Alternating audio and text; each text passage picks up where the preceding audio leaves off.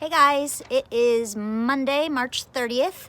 So we are going into our second e-learning week, recording from my front porch instead of the crick today. I have a little bit of notes here so I remember what to tell you.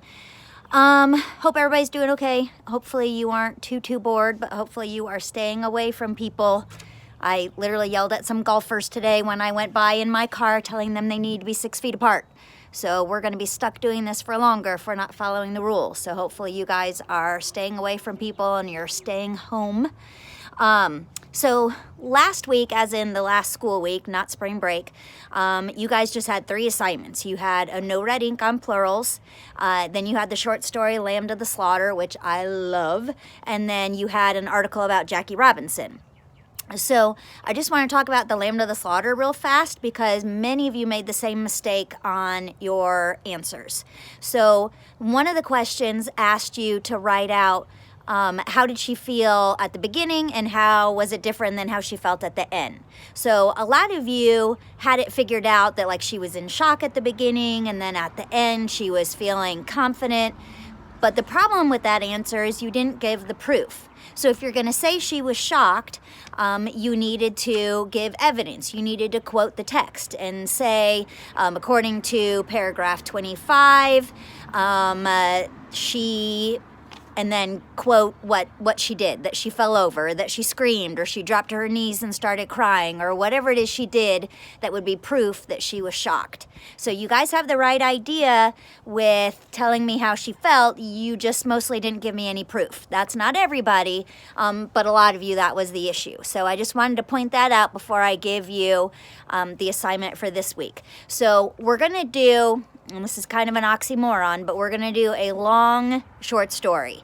So it is by Ray Bradbury, and you guys may remember him. He wrote that futuristic story that we read where the house was all automated and it did, it like told them what to wear because of the weather, reminded them what bills were due, made them breakfast and everything. So, but in the end, we found out that there had been a nuclear war and the only thing left was the house.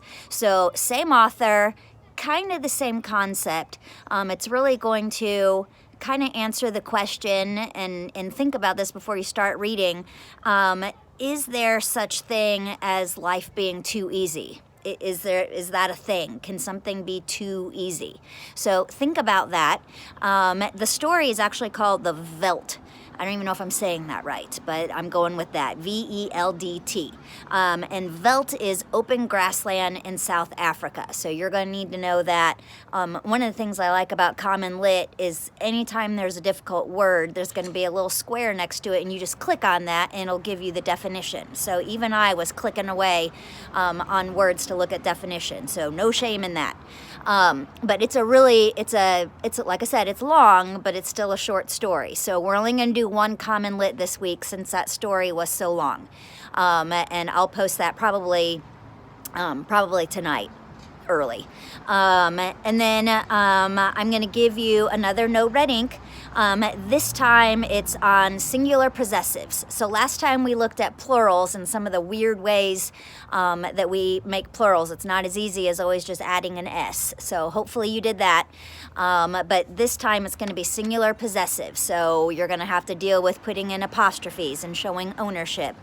And then the last thing I'm going to have you guys do is a writing assignment. And no, it's not a big old fat ugly essay. I want you to do a how-to. So in the background, let me stand up and hopefully not fall. You can see on my door this wreath. So Lindsay and I, in boredom and desperation, we made this wreath. It's kind of an Easter wreath. And it's not perfect, but it's okay for us. And we obviously took to YouTube and kind of had that as our how-to. So what I want you to do is write a how-to for something. It doesn't have to be a craft, it can be. But like if I was writing a how-to about that, I would talk about how, you know, I'm plugging in the hot glue gun and I am buying, you know, the different fake stem flowers. I had to buy that fabric to make the bow, and I'm going to talk about how I had to clip the flowers and how I placed them and hot glued them and so on. So as far as text structure for a how-to, I should see a lot of first, second, next. The next thing you're going to do is, the last thing you do is, so it's going to be chronological order. That's a how-to.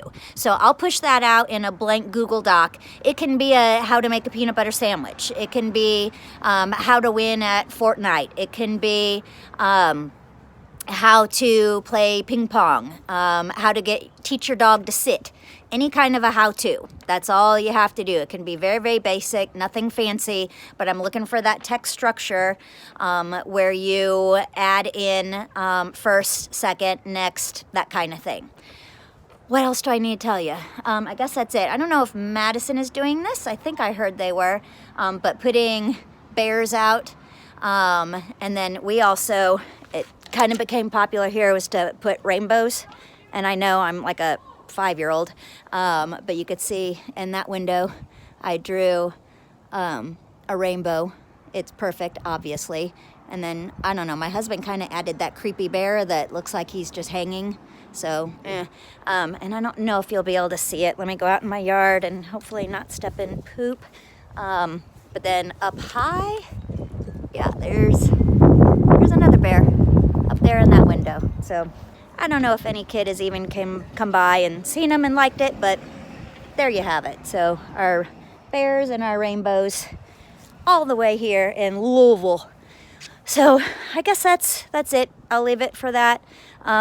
Hopefully, like I said, you guys are staying safe and you're staying home. If you go out, I have been doing a lot of hiking and walking and running. I zig and zag a lot. Anytime there's someone else coming down the street, I cross the street. Hopefully they're not insulted and they understand. But I want to stay 6 feet away from them, so I go back and forth. We might pump up the tires on the bikes and do that instead of, because no one else really likes to run. Not that I like it, but anyway.